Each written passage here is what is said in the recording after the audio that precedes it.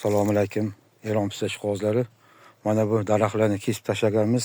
Mana shu daraxtlar 8 yillik daraxtlar. Pista ko'chatlari 8 yillik. Mana tagidan yangi so'q chiqargan ekan. Buni qoldirdik. Bunga xudo xolasa ulaymiz.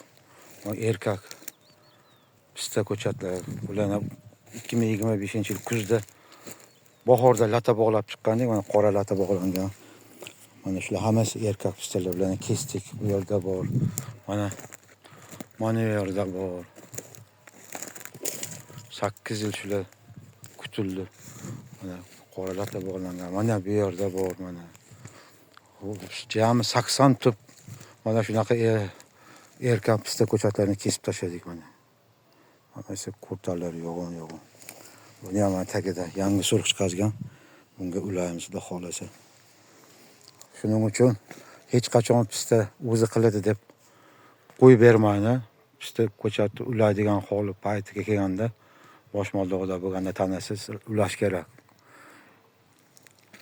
Обязательно ulash kerak. Hech qachon ulamay o'z qo'liga qoldirib qo'ymaydi.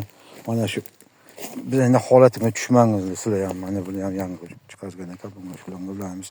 Chiqib mana shunaqa yangi hosil chiqarmagan bo'lsa shoxcha tagidan o'zi yangi shoxlarni chiqaradi, kesilgani hisobiga. Ana shundan bittasiga ulab qo'yiladi. Xudo xolasa. Salomat bo'linglar.